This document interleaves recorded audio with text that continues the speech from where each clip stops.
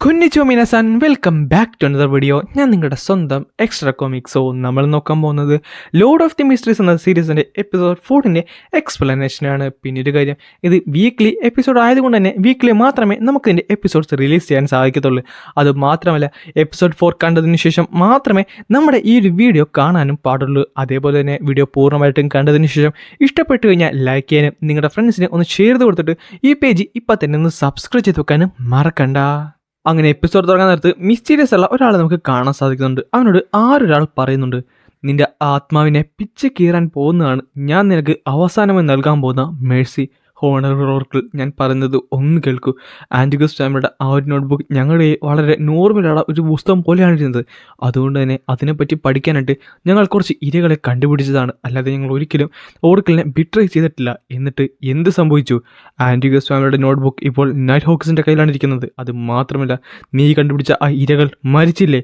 ഇല്ല, ഒരാൾ ഇപ്പോഴും ജീവനോട് തന്നെയുണ്ട്.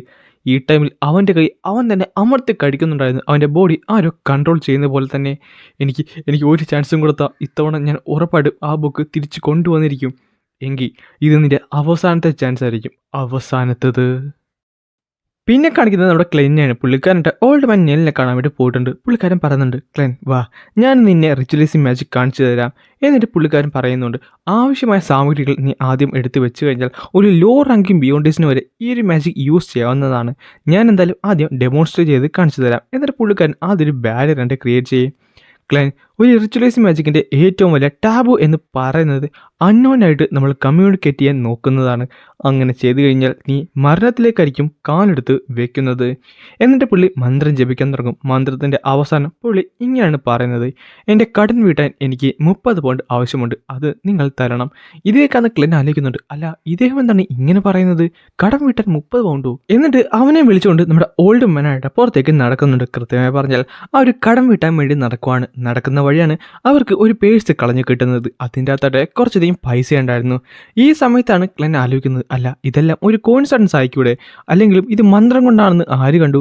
ഈ സമയത്ത് അതിൻ്റെ ഓണർ അവിടേക്ക് വരുന്നുണ്ട്. എന്നിട്ട് നമ്മുടെ ഓൾഡ് മാൻ നെല്ലാട്ടെ ആ പേഴ്സ് തിരിച്ച് കൊടുക്കുകയും ചെയ്യും. പുള്ളിക്കാരൻ്റെ സത്യസന്ധത കണ്ടിട്ട് പുള്ളിക്കാരന് തിരിച്ച് 30 പൗണ്ട് ഒരു പാരിതോഷികമായിട്ട് കൊടുക്കുന്നുണ്ട്. അപ്പോൾ ക്ലെന്നോട് അവൻ പറയുന്നുണ്ട്, ക്ലെൻ എനിക്കറിയാം നിനക്കിത് വിശ്വസിക്കാൻ കുറച്ചധികം പാടായിരിക്കും, പക്ഷേ ഇതാണ് സത്യം. നിനക്കൊരു കാര്യം അറിയോ, നമുക്ക് ആഗ്രഹിക്കാം പക്ഷെ ഉപദ്രവിക്കാൻ പാടില്ല എന്നേ ഉള്ളൂ. അങ്ങനെയാണെന്നുണ്ടെങ്കിൽ നിനക്ക് എന്തും സാധ്യമാകും. അങ്ങനെ അവൻ്റെ മനസ്സിൽ ഇതെല്ലാമായിട്ട് നടന്ന് മുന്നോട്ട് പോകുന്ന വഴിയാണ് പെട്ടെന്ന് ഒരു കൊച്ചു വന്ന് ഒരു നോട്ടീസ് അവൻ്റെയിലേക്ക് കൊടുക്കുന്നത്. അത് അവിടുത്തെ ഡീവിയേഷൻ ക്ലബിലെയായിരുന്നു. അങ്ങനെ അവൻ ആ ക്ലബിൻ്റെ അകത്തേക്ക് കയറുന്നുണ്ട്. അവൻ 2 കാർഡ് സെലക്റ്റും ചെയ്യുന്നുണ്ട്. അങ്ങനെ അവൻ പറയുന്നുണ്ട്, സോ നിനക്കിപ്പോൾ ഒരു സ്ഥലത്തേക്ക് പോകാൻ ആഗ്രഹമുണ്ട്, പക്ഷേ ആ സ്ഥലത്തേക്ക് നിനക്ക് നിലവിലിപ്പോൾ പോകാൻ സാധിക്കുന്നതല്ല, പക്ഷേ ഉറപ്പായിട്ടും പോകാൻ പറ്റും, അത് കുറച്ച് കഴിഞ്ഞ് മാത്രം. സോ എനിക്ക് ഉറപ്പായിട്ടും എഴുത്തിലേക്ക് തിരിച്ചു പോകാൻ പറ്റുമല്ലേ? അങ്ങനെ അതൊക്കെ കണ്ടുകൊണ്ട് തന്നെ അവനായിട്ട് ആ ഒരു ക്ലബിൽ ജോയിൻ ചെയ്യാൻ തീരുമാനിച്ചു. ആ വെബ്സൈറ്റ് നൽകുന്ന പെൺകുറിച്ച് പറയുന്നുണ്ട്, മിസ്റ്റർ വിൻസൻ ഞങ്ങളോട് ഇന്ന് രാവിലെ പറഞ്ഞിരുന്നു ഒരു സീർ ഇവിടെ ജോയിൻ ചെയ്യാൻ പറ്റുമെന്ന്. അത് താങ്കളല്ലേ? അദ്ദേഹം ഞങ്ങളുടെ കൂടുതൽ ഏറ്റവും നല്ല പ്രവചനകാരിയാണ്. ഈ സമയത്താണ് പുള്ളിക്കാരനോട് പറയുന്നത്, അദ്ദേഹം ഇപ്പോൾ മിറർ ഡീവിയേഷനെ പറ്റി ഒരു ക്ലാസ് എടുത്തുകൊണ്ടിരിക്കുകയാണ്. ക്യൂരിയസ് ആയ ക്ലെന്നായിട്ട് അവനെ പോയി നോക്കുന്നുണ്ട്. എന്നിട്ട് പവർ വെച്ച് നോക്കാൻ നിർത്ത് സംശയം തോന്നുന്ന ഒന്നും തന്നെ അവിടെ ഇല്ല. പക്ഷേ എന്തോ ഒരു പ്രശ്നം അവൻ്റെ മനസ്സിൽ അലയടിക്കുന്നുണ്ട്. ഈ സമയത്താണ് അവിടെ ഉണ്ടായിരുന്ന ഒരു പെൺകൊച്ചിന് നമ്മുടെ വിൻസെന്റ് ഒരു ബോക്സ് കൊടുക്കുന്നത്. ആ പെൺകൊച്ചി ക്ലെൻ്റെ സൈഡിലൂടെ നടന്ന് പോയപ്പോഴാണ് പെട്ടെന്ന് ക്ലെന്നി എന്തോ തോന്നുന്നത്, എന്തോ ഒരു അപകടം അവന് മണക്കാൻ സാധിച്ചു. പക്ഷേ അവനത് കാര്യമാക്കിയില്ല. അത് ചിലപ്പോൾ അവന് തോന്നിയതാണെന്ന് പറഞ്ഞുകൊണ്ട് വിൻസെൻ്റ് അകത്തേക്ക് കയറുന്നുണ്ട്. വിൻസെൻ്റായിട്ട് അവനെ വിളിക്കുന്നുമുണ്ട്. അങ്ങനെ ക്ലെന്നിനെ പറ്റി പുള്ളിക്കാരൻ നോക്കുന്നുണ്ട്. എന്നിട്ട് പറയും ചെയ്യും, നിന്റെ ഭാവിനെ പറ്റി 2 വാക്കുകൾ എനിക്ക് ക്ലൂ ആയിട്ട് തരാൻ സാധിക്കുന്നതായിരിക്കും. അതിലൊന്ന് ഗ്യാതറിങ്ങും മറ്റൊന്ന് ഫാമിലിയുമാണ്. ഗ്യാതറിംഗ് എന്ന് പറയുന്നത് ചിലപ്പോൾ ആ ഗ്രേ ഫോഗിനായിരിക്കും സൂചിപ്പിക്കുന്നത്. ഫാമിലി എന്ന് പറയുമ്പോൾ എൻ്റെ ഇവിടുത്തെ ഫാമിലിനെയാണോ? എന്നിട്ട് പുള്ളിക്കാരൻ പതുക്കെ അവിടെ നിന്ന് എഴുന്നേറ്റ് പോകുന്നുണ്ട്. ഈ സമയത്താണ് വിൻസെന്റിനെ ആ ഒരു കൈ കാണിക്കുന്നത്. ചുരുക്കം പറഞ്ഞാൽ അവൻ്റെ കയ്യിലേക്ക് ബാൻഡേജ് ചുറ്റിയിട്ടുണ്ടായിരുന്നു. ആദ്യം കാണിച്ച ആ മിസ്റ്റീരിയസ് ആയിട്ടുള്ള ഓർക്കിളുമായിട്ട് ബന്ധമുള്ള ആ ഒരു ഈവിൽ മാൻ എന്ന് പറയുന്നത് നമ്മുടെ വിൻസെന്റ് ആയിരുന്നു. പിന്നെ കാണിക്കുന്നത് ക്ലെൻ അദ്ദേഹത്തിൻ്റെ വീട്ടിലിരിക്കുന്നതാണ്. പുള്ളിക്കാരൻ കുറച്ചധികം കാര്യങ്ങൾ തീരുമാനിച്ചിട്ടുണ്ട്. ഒന്നാമത്തത് സീറിൻ്റെ എബിലിറ്റി ഫുള്ളി മാസ്റ്റർ ചെയ്യാൻ തീരുമാനിച്ചു. കാര്യം പുള്ളിക്കാരൻ ഒരു കാര്യം ഉറപ്പാണ്, ആ ഒരു ഹിഡൻ ഫോഗിൻ്റെ അകത്താണ് തിരിച്ച് വീട്ടിലേക്ക് പോകാനുള്ള വഴിയുള്ളതെന്ന്. എന്നാൽ അതിലേക്ക് പോകാനായിട്ട് പുള്ളിക്കാരന് മെയിനായിട്ട് 2 വഴികളാണുള്ളത്. ആദ്യം എന്ന് പറയുന്നത് പോർഷൻസ് ആണ്. അത് ഫുള്ളി ഡൈജസ്റ്റ് ചെയ്തതിന് ശേഷം ബിയോണ്ടേഴ്സിൻ്റെ പവർ പുള്ളിക്കാരൻ മാക്സിമം കൈകാര്യം ചെയ്യണം. അങ്ങനെ ഒരു ബിയോണ്ടറിൻ്റെ പവറിന് ആ ഒരു ഗ്രേ ഫോഗിനെ കൺട്രോൾ ചെയ്യാൻ സാധിക്കുന്നതാണ്. പക്ഷേ അതിനായിട്ട് ആദ്യം പുള്ളിക്കാരൻ ക്ലൗൺ പോർഷൻ എന്താണെന്ന് അറിയാം. ഇനി രണ്ടാമത്തെ വഴിയെന്ന് പറയുന്നത് പുള്ളിക്കാരൻ ഇവിടേക്ക് വന്ന ആ ഒരു ലക്ക് എൻചാൻമെൻറ്റ് റിച്വൽ ഉണ്ടല്ലോ അതൊന്ന് മോഡിഫൈ ചെയ്ത് ട്രൈ ചെയ്ത് നോക്കണം. അങ്ങനെ ഏതെങ്കിലും ഒരു പവർ കൊണ്ട് ആ ഒരു ഗ്രേ ഫോഗിൻ്റെ പൾസ് പുള്ളിക്കാരന് ബോറോ ചെയ്യാൻ കഴിഞ്ഞാൽ ചിലപ്പോൾ പുള്ളിക്കാരന് തിരിച്ച് വീട്ടിലേക്ക് പോകാൻ സാധിക്കുന്നതാണ്. അങ്ങനെ മിസ്റ്റർ ഫൂളിന് വേണ്ടി ആ ഗ്രേ ഫോഗിന് വേണ്ടി ആ പവേഴ്സ് ബോറോ ചെയ്യാനായിട്ട് അവന് വേണ്ടി തന്നെ ഒരു മന്ത്രം എഴുതാൻ അവൻ തീരുമാനിക്കുകയും അങ്ങനെ ഒരു മന്ത്രം എഴുതുന്നുകൊണ്ട് ഈ സമയത്താണ് ആരൊരാൾ അവൻ്റെ റൂമിൽ പുറത്തേക്ക് വരുന്നത്. പെട്ടെന്ന് തന്നെ ആ പേപ്പർ കത്തിച്ച് കളഞ്ഞതിന് ശേഷം അവൻ ആ റൂം തുറക്കുന്നുണ്ട്. അത് മറ്റാരുമല്ലായിരുന്നു, നമ്മുടെ മെലീസയായിരുന്നു. പുള്ളിക്കാരി ഒരു കളിപ്പാടം കണ്ടുപിടിച്ചിട്ടുണ്ട്. അങ്ങനെ അവിടെ ഇരുന്നപ്പോഴാണ് പെട്ടെന്ന് ഈ ജോലിയുടെ കാര്യം ഓർത്ത് ക്ലെൻ അവിടെ നിന്ന് പോകാൻ പോകുന്നത്. അപ്പോൾ മെലീസ പറയുന്നുണ്ട്, നിനക്ക് ജോലി കിട്ടിക്കഴിഞ്ഞ് സത്യം പറഞ്ഞാൽ നീ ശരിക്കും ബിസി ആയിട്ട് മാറിയല്ലേ? ഞാനൊന്ന് ചോദിച്ചോട്ടെ, വരുന്ന സൺഡേ എൻ്റെ ഒരു കൂട്ടുകാരി പുള്ളിക്കാരുടെ ബർത്ത്ഡേ പാർട്ടിക്ക് ഇൻവൈറ്റ് ചെയ്തിട്ടുണ്ട്, നമുക്ക് ഒരുമിച്ച് പോയാലോ? ഇത് കേട്ടപ്പോഴാണ് അവൻ മറ്റൊരു കാര്യം ആലോചിച്ചത്, വിൻസെൻ്റെ വാക്കുകൾ. അതായത് ഒരുമിച്ച് പോകണം, ഗ്യാതറിങ്ങും ഫാമിലിയും, ഇത് രണ്ടും ഇവിടെ നടക്കുമല്ലോ. അങ്ങനെ പുള്ളിക്കാരൻ അതിന് എഗ്രി ചെയ്യുന്നുണ്ട്. പിന്നെ കാണിക്കുന്നത് നമ്മുടെ ടെമ്പിളാണ്. മിസ്റ്റർ ഫൂളാട്ടെ അവിടെ ഇരിപ്പുണ്ടായിരുന്നു. അങ്ങനെ അധികം വൈകാതെ തന്നെ ജസ്റ്റിസും ഹാങ്ങർമാനും അവിടേക്ക് എത്തിയിട്ടുമുണ്ട്. ക്ലെന്നാട്ടെ തൻ്റെ സീർ പവർ യൂസ് ചെയ്ത് അവർ രണ്ടുപേരെ ഒന്ന് നോക്കാൻ തീരുമാനിച്ചു. പുള്ളിക്കാരൻ ആദ്യം നമ്മുടെ ഹാങ്മാനാണ് നോക്കുന്നത്. അദ്ദേഹമാട്ടെ ഭയാനകമായ ഒരു ഉൾക്കടൽ പോലെയായിരുന്നു. എന്നാൽ ജസ്റ്റിസ് എന്ന് പറയുന്നത് ശാന്തമായ ഒരു തടാകം പോലെയും. ആ ഒരു സമയത്താണ് ജസ്റ്റിസിൻ്റെ ഒരു കാര്യം അവൻ ശ്രദ്ധിക്കുന്നത്. പുള്ളിക്കാരി ഒരു ബിയോണ്ടർ ആയിട്ടുണ്ട്, ചുരുക്കം പറഞ്ഞാൽ ഒരു സ്പെക്ടേറ്റർ ആയിട്ടുണ്ട്. ഈ സമയത്ത് പുള്ളിക്കാരനെ സൂചിപ്പിക്കുന്ന ഒരു ഡ്രാഗൺ എന്ന സിമ്പിളാണ്. പക്ഷേ ഒരു നങ്കൂരം എന്ന സിമ്പിളാണ് നമ്മുടെ ഹാങ്ഡവനെ റെപ്രസെൻറ്റ് ചെയ്യുന്നത്. ഈ സമയത്ത് ജസ്റ്റിസ് ചോദിക്കുന്നുണ്ട്, അല്ല എനിക്ക് 3 ചോദ്യങ്ങൾ ചോദിക്കാനുണ്ട്, എൻ്റെ ഉത്തരങ്ങൾക്ക് അതനുസരിച്ച് ഞാൻ റിവാർഡ്സ് തരാൻ തയ്യാറാണ്. എൻ്റെ ആദ്യത്തെ ചോദ്യം എന്ന് പറയുന്നത്, ഒരു സ്പെക്ടേറ്റർ എന്ന സ്ഥിതിക്ക് ഞാൻ എന്തിനെങ്കിലും പറ്റി അറിയാനുണ്ടോ? ഹാങ്ഡ്മാനായിരുന്നു അതിനുള്ള ഉത്തരം നൽകുന്നത്. ഉണ്ട്, നീ ആദ്യം ഒരു ഡിറ്റേച്ച്ഡ് ആറ്റിറ്റ്യൂഡ് എപ്പോഴും കീപ്പ് ചെയ്യണം. അത് മാത്രമല്ല കാര്യങ്ങളെപ്പോഴും കാം ആൻഡ് ഒബ്ജക്റ്റീവായിട്ട് വേണം കൈകാര്യം ചെയ്യാൻ. അത് മാത്രമല്ല നിനക്കൊരാളുടെ തോട്ട്സിലൂടെ ക്ലൂകൾ കണ്ടുപിടിക്കാൻ സാധിക്കുന്നതാണ്. അതുകൊണ്ട് തന്നെ പോഷൻ്റെ പവർ നീ മാക്സിമം ഗ്രാസ്പ് ചെയ്യാൻ നോക്കണം, കൺട്രോൾ തെറ്റിപ്പോകരുത്. അത് മാത്രമല്ല പോഷൻസിൻ്റെ ഉത്തരം അതിൻ്റെ പേരിൽ തന്നെയുണ്ട്. ഐ മീൻ സ്പെക്ടേറ്റർ എന്ന പേരിൽ തന്നെ അതിൻ്റെ ക്ലൂ ഒളിഞ്ഞു കിടപ്പുണ്ട്. ആ സമയത്താണ് മിസ്റ്റർ ഫൂൾ പറയുന്നത്, ഗ്രാസ്പ് അല്ല ചെയ്യേണ്ടത്, പകരം ഡൈജഷനാണ് ചെയ്യേണ്ടത്. പവേഴ്സ് ഡിസ്കവർ അല്ല ചെയ്യേണ്ടത്, ആക്റ്റാണ് ചെയ്യേണ്ടത്. പോഷൻസിൻ്റെ പേരിൽ മാത്രമല്ല നിങ്ങളുടെ ഇമാജിനേഷൻ കൂടിയാണ് അവിടെ ആവശ്യമുള്ളത്. ചുരുക്കം പറഞ്ഞാൽ ഡൈജഷനാണ് യഥാർത്ഥ കീ. ഇത് കേൾക്കുന്ന ഹാങ്ഡ്മാൻ ഞെട്ടിപ്പോകുന്നുണ്ട്. കാര്യം അവൻ്റെ പല ഡൗട്ട്സിനുള്ള ഉത്തരമായിരുന്നു അദ്ദേഹം ഇപ്പോൾ പറഞ്ഞത്. ഇനി എൻ്റെ രണ്ടാമത്തെ ചോദ്യം എന്ന് പറയുന്നത്, ഒരു മൃഗം ഈ സ്വീകരണ സ്നേഹം കഴിച്ചു കഴിഞ്ഞാൽ എന്തെങ്കിലും പ്രശ്നമുണ്ടോ? സംഭവമെന്നല്ല, പുള്ളിക്കാരി അത് നിർമ്മിക്കുന്ന സമയത്ത് പുള്ളിക്കാരുടെ വളർത്തുന്നായ അത് തട്ടിയിട്ട് അറിയാതെ കഴിക്കുന്നുണ്ട്. അപ്പോൾ ഹാങ്ഡ്മാൻ പറയുന്നുണ്ട്, ഒന്നെങ്കിൽ അതൊരു മോൺസ്റ്റർ ആകും, അല്ലെങ്കിൽ അത് മരിക്കുന്നതാണ്. എന്നാൽ ഇത് രണ്ടും സംഭവിച്ചില്ലെങ്കിൽ അത് യൂണിക്കായുള്ള ഒരു എക്സ്ട്രാ ഓർഡിനറി ക്രീച്ചറായി മാറിയിട്ടുണ്ട്. അപ്പോഴാണ് പുള്ളിക്കാരിക്ക് ചെറിയൊരു ആശ്വാസമായത്. എന്നിട്ട് പുള്ളിക്കാരി മൂന്നാമത്തെ ചോദ്യം ചോദിക്കുന്നുണ്ട്, ലിയോൺ റോയൽറ്റിയും നൊബിലിറ്റി എല്ലാം റിഫോം ചെയ്യുകയാണ്. സൊസൈറ്റിയായിട്ട് വളരെയധികം താഴത്തേക്കാണ് പോയിക്കൊണ്ടിരിക്കുന്നത്. സ്കില്ലുള്ള ഇൻഡിവിജ്വൽസിനെ കണ്ടുപിടിക്കാൻ വളരെയധികം പാടാണ്. സോ ഇവരെ കണ്ടുപിടിക്കാൻ എന്തെങ്കിലും എളുപ്പമാർഗമുണ്ടോ? മിസ്റ്റർ ഫൂളാണ് അതിനുള്ള ഉത്തരം കൊടുക്കുന്നത്. തീർച്ചയായും ഉണ്ട്. ആദ്യം തന്നെ നിങ്ങളുടെ രാജ്യത്ത് നിങ്ങളൊരു പരീക്ഷ നടപ്പിലാക്കണം. അത് എഴുതാനായിട്ട് കോമണേഴ്സിനും നൊബിലിറ്റിയുള്ള എല്ലാവർക്കും തന്നെ അവകാശം കൊടുക്കണം. അതായത് എല്ലാവർക്കും തന്നെ ആ പരീക്ഷ എഴുതാൻ സാധിക്കണം. അതിൽ പുറമെ ആ പരീക്ഷയുടെ മാർക്ക് അടിസ്ഥാനത്തിൽ ഏറ്റവും നല്ല ഇൻഡിവിജ്വൽസിനെ നിങ്ങൾ തന്നെ കണ്ടുപിടിക്കണം. അതിൽ ആരാണോ നിങ്ങൾക്ക് അനുയോജ്യമായിട്ടുള്ളത് അവരെ തിരഞ്ഞെടുക്കണം. നിങ്ങൾക്ക് വേണമെന്നുണ്ടെങ്കിൽ അതിനെ ഹയർ എക്സാം എന്ന് വിളിക്കാവുന്നതാണ്. ഇതേ കാലത്ത് പുള്ളിക്കാരി പറയുന്നുണ്ട്, മിസ്റ്റർ ഫുൾ താങ്കൾ ശരിക്കും വളരെ നല്ലൊരു ആൾ തന്നെയാണ്. താങ്കളുടെ അറിവും വിവേകവും മറ്റാരെക്കാട്ടും മികച്ചതാണ്. നന്ദി, എന്തുകൊണ്ടും നന്ദി. ഞങ്ങൾ താങ്കൾക്ക് വേണ്ടി എന്തെങ്കിലും ചെയ്യുവാനുണ്ടോ? ഉണ്ട്, ഒരു അസൈൻമെൻറ്റ് ഞാൻ നിങ്ങൾക്ക് വേണ്ടി കൊണ്ടുവന്നിട്ടുണ്ട്. റൊസൽ ഗസ്റ്റുവാനെ പറ്റി നിങ്ങൾ കേട്ടിട്ടില്ലേ? അദ്ദേഹത്തിൻ്റെ സീക്രട്ട് ഡയറി നിങ്ങൾ എനിക്ക് വേണ്ടി കണ്ടുപിടിച്ച് തരണം. എന്ത്, റൊസൽ ഗസ്റ്റുവാൻ്റെയോ? മിസ്റ്റർ ഫൂളിന് അതെന്താണെന്നറിയാവോ?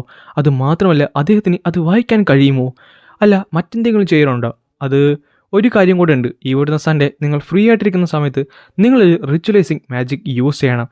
അതായത് നിങ്ങൾക്ക് നല്ലൊരു സ്വപ്നം കാണാൻ വേണ്ടി മാത്രമായിരിക്കണം നിങ്ങൾ പ്രാർത്ഥിക്കേണ്ടത്. അത് നിങ്ങൾ സക്സീഡ് ചെയ്ത് കഴിഞ്ഞാൽ അടുത്ത തവണ അത് നമുക്കൊരു മാറ്റം വരുത്തി നോക്കാവുന്നതാണ്. മിസ്റ്റർ ഫൂൾ, ഞങ്ങൾ എന്ത് പറഞ്ഞാണ് പ്രാർത്ഥിക്കേണ്ടത്? ദി ഫൂൾ ഈ നൂറ്റാണ്ടിലെ ഒരാളല്ല. അവൻ ഈ ഗ്രേ ഫോഗിൻ്റെ മിസ്റ്റീരിയസ് ആയിട്ടുള്ള റൂളറാണ്. മഞ്ഞയും കറുപ്പും രാജാവിൻ്റെ ഗുഡ് ലക്കിനെ ഷെയർസ് ചെയ്യുന്ന ഒരാളാണ്. അല്ല, ഇത് സൂചിപ്പിക്കുന്നത് മിസ്റ്റർ ഫൂളിനെ തന്നെയല്ലേ?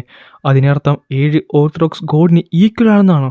ഈ മാജിക് വെച്ച് നോക്കാൻ നേരത്ത് ഇദ്ദേഹം ശരിക്കും ഒരു ദൈവം തന്നെയല്ലേ? എന്തായാലും ഇന്നത്തേക്ക് ഇത് മതി, നമുക്കെന്തായാലും തിരിച്ചു പോകാം. അങ്ങനെ അവരെല്ലാവരും തിരിച്ചു പോകുന്നുണ്ട്. ക്ലെൻ ആകട്ടെ എഴുന്നേൽക്കുന്നുണ്ട്. സോ ഇനി എന്തായാലും ഇതൊന്ന് വെരിഫൈ ചെയ്യണം. അങ്ങനെ സൺഡേ ആയിട്ടുണ്ട്. മെലീസയായിട്ട് അവരായിട്ട് ഷോപ്പിങ്ങിനൊക്കെ പോകുന്നുണ്ട്. പുള്ളിക്കാർക്ക് പുതിയ ഡ്രസ്സൊക്കെ മേടിക്കുന്നുണ്ട്. അങ്ങനെ അവസാനം ആ ഒരു ഫ്രണ്ടിൻ്റെ വീട്ടിൽ അവരെത്തിയിട്ടുമുണ്ട്. അവൻ ഡീവിയേഷൻ ക്ലബ്ബിൽ വെച്ച് കണ്ട ആ ഒരു പെൺകുട്ടിയായിരുന്നത്. അവളുടെ പേര് സെലീന എന്നായിരുന്നു. അവളായിരുന്നു മെലീസയുടെ കൂട്ടുകാരി. പിന്നെ സെലീന മാത്രമല്ല, മറ്റൊരു പെൺകൊച്ചി അവിടെ ഉണ്ടായിരുന്നു. അവളുടെ പേരും എലിസബത്ത് എന്നായിരുന്നു. ഈ പെൺകൊച്ചും ആ ഒരു ഡീവിയേഷൻ ക്ലബ്ബിലുണ്ടായിരുന്നു. ഈ സമയത്താണ് നമ്മുടെ ഹാങ്ഡ് മാൻ പുള്ളിക്കാരൻ്റെ റിച്വൽ സ്റ്റാർട്ട് ചെയ്യുന്നത്. അങ്ങനെ ആ പാർട്ടി നടക്കുവാണ്. എലിസബത്ത് പറയുന്നുണ്ട്, നീ പേടിക്കണ്ട കേട്ടോ, അവളുടെ ചേട്ടൻ ഒരു സീക്രട്ട് സീറോ എന്നുള്ള കാര്യം ഞാൻ അവളോട് ഒരിക്കലും പറയുന്നതല്ലെന്നും പറഞ്ഞിട്ട് അവൾ നമ്മുടെ ക്ലെൻ്റെ അടുത്തുനിന്ന് പോകുന്നുണ്ട്. ഈ സമയത്ത് മെലീസ വന്നിട്ട് ക്ലെന്നോട് പറയുന്നുണ്ട്, എനിക്കറിയാം നീ വിവാഹകാര്യമൊക്കെ നോക്കുന്ന കാര്യം, പക്ഷേ ഒരു കാര്യം പറയാം, എലിസബത്തിന് 16 വയസ്സേ ഉള്ളൂ കേട്ടോ. ക്ലെന്നിൻ്റെ അവസ്ഥ പുള്ളിക്കാരി നൈസിലൊന്ന് തെറ്റിദ്ധരിച്ചിട്ടുണ്ട്. അങ്ങനെ അന്നേ ദിവസം രാത്രിയായി. നമ്മുടെ മെലീസയും എലിസബത്തും സെലീനയും എല്ലാവരും കൂടെ ഒരു കണ്ണാടി നോക്കുമായിരുന്നു. ആ കണ്ണാടിയായിട്ട് സെലീനയ്ക്ക് വിൻസെൻ്റ് ഗിഫ്റ്റ് കൊടുത്തതായിരുന്നു. അടുത്ത സെക്കൻഡിൽ തന്നെ നമ്മുടെ ക്ലെൻ എന്തോ ഒരു പ്രശ്നം മനസ്സിലായി. അവൻ നേരെ മുകളിലേക്ക് ഓടുന്നുണ്ട്. ആ ഒരു മിറർ ആക്ടിവേറ്റ് ചെയ്ത അടുത്ത സെക്കൻഡിൽ തന്നെ നമ്മുടെ വിൻസെൻ്റ് പറയുന്നുണ്ട്, ക്ലെൻ മൊറാത്തി, ഞാനിതാ വരുന്നു, നിനക്ക് വേണ്ടി വരുന്നു. ഇന്ന് നിൻ്റെ അവസാനത്തെ രാത്രിയായിരിക്കും. പുള്ളിക്കാരൻ അങ്ങനെ തന്നെ എബിലിറ്റി യൂസ് ചെയ്ത് അത് നോക്കുന്നുണ്ട്. പക്ഷേ അത് ഡേഞ്ചർ എന്നാണ് പുള്ളിക്കാരന് മനസ്സിലായത്. പുള്ളിക്കാരൻ ആ ഒരു സമയത്താണ് അതിന് എന്ത് ചെയ്യാൻ സാധിക്കുമെന്ന് ആലോചിക്കുന്നത്. അവൻ്റെ എബിലിറ്റി കൊണ്ട് അവൻ 3 പേരെ നിരീക്ഷിക്കുന്നുണ്ടായിരുന്നു. പെട്ടെന്നായിരുന്നു ആ കണ്ണാടിയുടെ അകത്ത് നിന്ന് അവൻ്റെ ഒരു രൂപം കാണാൻ സാധിച്ചത്. അവൻ പേടിച്ച് ബാക്കിലേക്ക് വീഴുന്നുണ്ട്.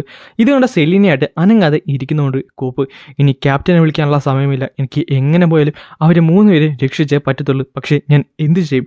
അപ്പോഴാണ് ഓൾഡ് മാൻ പഠിപ്പിച്ചു കൊടുത്ത ആ ഒരു റിച്വലൈസിങ് മാജിക് അവൻ ആലോചിക്കുന്നത്. അങ്ങനെയാണെന്നുണ്ടെങ്കിൽ അത് യൂസ് ചെയ്ത് കഴിഞ്ഞാൽ എനിക്ക് ഉറപ്പായിട്ടും അവർ ചിലപ്പോൾ ഡിഫീറ്റ് ചെയ്യാൻ പറ്റുമെന്ന് വരും. അത് മാത്രമല്ല, എനിക്ക് എവർ കില്ലിംഗ് ഗോഡസിൻ്റെ പവറായിട്ട് ബോറോ ചെയ്യാൻ സാധിക്കും. പക്ഷേ അതിനായിട്ട് ഇൻഗ്രീഡിയൻസ് വേണമല്ലോ. ആ സമയത്താണ് അവൻ ആ റൂമിൻ്റെ അകത്ത് അത് കാണുന്നത്. അവന് ആവശ്യമായ എല്ലാ സാമഗ്രികളും ആ ഒരു റൂമിൻ്റെ അകത്തുണ്ടായിരുന്നു. സെലീനയായിട്ട് ഒന്നും തന്നെ മിണ്ടുന്നില്ല. പുള്ളിക്കാരി അനങ്ങാതിരിക്കുകയായിരുന്നു. എലിസബത്ത് പെട്ടെന്ന് ആ കണ്ണാടിയിലേക്ക് നോക്കിയപ്പോൾ പെട്ടെന്നൊരു രൂപം വന്ന് അവളെ പേടിപ്പിക്കുന്നുണ്ട്. അവരെല്ലാവരും പേടിച്ച് ബാക്കിലേക്ക് പോവുകയും ചെയ്യും. ഈ സമയത്താണ് ആ കണ്ണാടിയുടെ പവർ പുറത്തേക്ക് വന്ന് അവർ രണ്ടുപേരും ബോധം കെടുത്തുന്നത്. അത് മാത്രമല്ല, ആ കണ്ണാടിയുടെ പവറായിട്ട് സെലീനയുടെ ബോഡിയിലേക്ക് കയറി അവളെ കൺട്രോൾ ചെയ്യാൻ തുടങ്ങുന്നുണ്ട്. ഈ സമയത്ത് ക്ലെൻ പുള്ളിക്കാരൻ്റെ എറ്റേണൽ സ്ലംബർ യൂസ് ചെയ്ത് അവിടെയുള്ള അവളെ പിടിച്ച് കെട്ടുന്നുണ്ട്. എന്നിട്ട് നേരെ പോയി ആ ഒരു റിച്വൽ തുടങ്ങാൻ വേണ്ടി സ്റ്റാർട്ട് ചെയ്തിട്ടുണ്ട്. ഈ സമയത്ത് പുള്ളിക്കാരൻ മന്ത്രം ജമിക്കുന്നുണ്ടെങ്കിലും പെട്ടെന്ന് വിൻസെൻ്റ് പുള്ളിക്കാരൻ്റെ മാസ്റ്ററിൻ്റെ പവർ യൂസ് ചെയ്ത് അതങ്ങോട്ട് ഓവർ പവർ ചെയ്യുന്നുണ്ട്.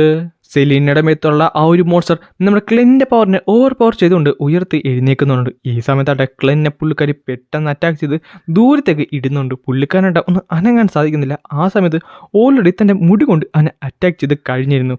അത് മാത്രമല്ല, പുള്ളിക്കാരൻ്റെ സ്പിരിച്വാലിറ്റി പതുക്കെ പതുക്കെ പുള്ളിക്കാരി ചോർത്തിയെടുക്കുന്നുണ്ട്.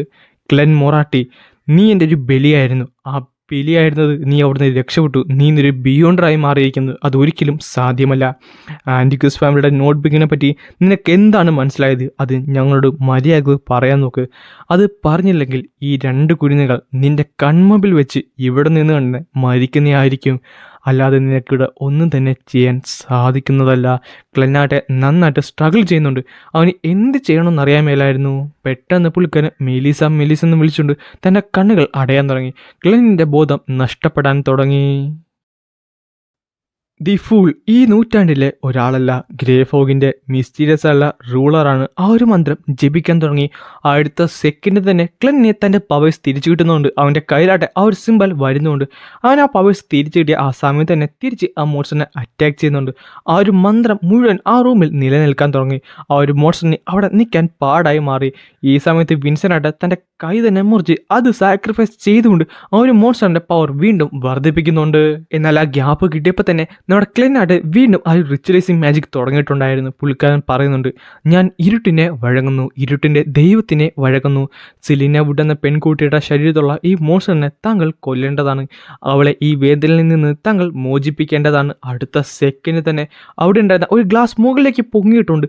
ആ ഒരു പവർ മുഴുവൻ, ആ ഒരു മോൺസ്റ്ററിൻ്റെ പവർ മുഴുവൻ ആ ഒരു കണ്ണാടിയിൽ നിന്ന് ആ ഒരു ഗ്ലാസ്സിലേക്ക് ആവാഹിക്കാൻ തുടങ്ങും. അങ്ങനെ പതുക്കെ പതുക്കെ ആ ഒരു മോൺസ്റ്ററിൻ്റെ പൂർവ്വ ശക്തി ആ ഒരു ഗ്ലാസ്സിലേക്ക് വന്ന് ആ ഒരു റിച്വലൈസിങ് മാജിക് അവിടെ അവസാനിക്കുന്നുണ്ട്.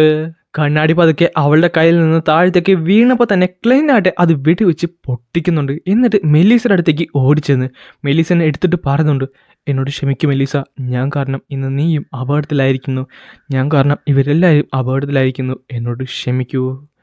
പിന്നെ കാണിക്കുന്നത് വിൻസെന്റിനെയാണ്. പുള്ളിക്കാരൻ നന്നായിട്ട് പേടിക്കുന്നുണ്ട്. കാര്യം പുള്ളിക്കാരൻ മനസ്സിലായി അവനവിടെ തോറ്റെന്ന്. അതുമാത്രമല്ല, എങ്ങനെയെങ്കിലും രക്ഷപ്പെടണമെന്നും വിചാരിച്ചുകൊണ്ട് പുള്ളിക്കാരൻ നേരെ ആ വാതിൽ തുറന്നപ്പോൾ തന്നെ അവിടെ ഒരു രൂപമുണ്ടായിരുന്നു. അവൻ പറയുകയും ചെയ്യും, മാസ്റ്റർ നിന്റെ ജീവൻ എടുക്കാൻ പറഞ്ഞിരിക്കുന്നു, നിനക്കിനി ഇവിടെ ജീവിക്കാനുള്ള അർഹതയില്ല. അത് മിസ്റ്റർ ഇസഡ് എന്ന നമ്മുടെ ഓറിക്കിളിലുള്ള ഒരാളായിരുന്നു. അങ്ങനെ പെട്ടെന്ന് തന്നെ അവൻ നമ്മുടെ വിൻസെന്റിനെ കൊല്ലുന്നുണ്ട്. ഹാൻസ് വിൻസെന്റ് അല്ലേ? അതെ. സെലീനെ പറഞ്ഞു വെച്ച് നോക്കാനത് ആ കണ്ണാടി കൊടുത്തത് വിൻസെന്റ് ആണ്. അങ്ങനെ ക്യാപ്റ്റന് നമ്മുടെ ക്ലെന്നും കൂടെ ആ ഒരു സ്ഥലത്തേക്ക് വന്നിട്ടുണ്ട്. അതായത് നമ്മുടെ വിൻസെന്റെ സ്ഥലത്തേക്ക് വന്നിട്ടുണ്ട്. അവനായിട്ട് ആ റൂം തുറക്കുന്നിടത്ത് കാണുന്നത് നമ്മുടെ വിൻസെന്റ് മരിച്ചു കിടക്കുന്നതാണ്. ആ സമയത്ത് പെട്ടെന്ന് ക്യാപ്റ്റൻ പുള്ളിക്കാരൻ പവേഴ്സ് ആക്ടിവേറ്റ് ചെയ്യുന്നുണ്ട്. അടുത്ത സെക്കൻഡ് പുള്ളിക്കാരൻ നിൽക്കുന്നത് ഒരു വലിയൊരു കടലിലാണ്. വളരെ വിശാലമായ വളരെ നല്ലൊരു കടൽ. അവൻ്റെ കയ്യിലേക്ക് ഒരു തൂവൽ വന്ന് വീഴുന്നുണ്ട്. എന്നാൽ തിരിഞ്ഞ് നോക്കിയപ്പോഴാണ് അവൻ ശരിക്കും പേടിച്ചു പോയത്. ഒരു രൂപം, ഒരു മിസ്റ്റീരിയസ് ആയിട്ടുള്ള ഒരു ദൈവതുല്യമായ ഒരു രൂപം അവൻ്റെ പുറകിലുണ്ടായിരുന്നു. അവനാകട്ടെ തിരിച്ച് ക്യാപ്റ്റൻ്റെ കണ്ണിലേക്ക് തുറിച്ച് നോക്കുകയായിരുന്നു. അങ്ങനെയാണ് ഈ ഒരു എപ്പിസോഡ് ഇവിടെ അവസാനിക്കുന്നത്. ഇതിൻ്റെ ടൈലിനകത്ത് ചെറിയൊരു സംഭവം കൂടെ ഇൻക്ലൂഡ് ചെയ്തിട്ടുണ്ട്. അതായത് നമ്മുടെ ജസ്റ്റിസ് ഉണ്ടല്ലോ, പുള്ളിക്കാരുടെ നായ ആ ഒരു സീക്വൻസ് ലൈൻ പോർഷൻ കഴിച്ചിരുന്നല്ലോ. ഇപ്പോൾ അദ്ദേഹത്തിന് ആ ഒരു നായക്ക് സംസാരിക്കാൻ കഴിയുന്നുണ്ട്. അങ്ങനെയാണ് ഈ ഒരു എപ്പിസോഡ് കംപ്ലീറ്റ്ലി എൻഡ് ആകുന്നത്. ഗൈസ്, ലോർഡ് ഓഫ് മിസ്റ്ററീസ് എന്ന് പറയുന്ന സീരീസിൻ്റെ 4ാമത്തെ എപ്പിസോഡായിരുന്നു. ഇതൊരു വീക്ക്ലി എപ്പിസോഡ് ആയതുകൊണ്ട് തന്നെ എല്ലാ വീക്ക്ലിയും മാത്രമേ നമുക്ക് വീഡിയോസ് അപ്ലോഡ് ചെയ്യാൻ സാധിക്കത്തുള്ളൂ. സോ വീഡിയോ ഇഷ്ടപ്പെട്ടു കഴിഞ്ഞാൽ ലൈക്ക് ചെയ്യാനും സബ്സ്ക്രൈബ് ചെയ്യാനും നിങ്ങളുടെ ഫ്രണ്ട്സിന് ഒന്ന് റെക്കമെൻഡ് ചെയ്യാനും മറക്കണ്ട.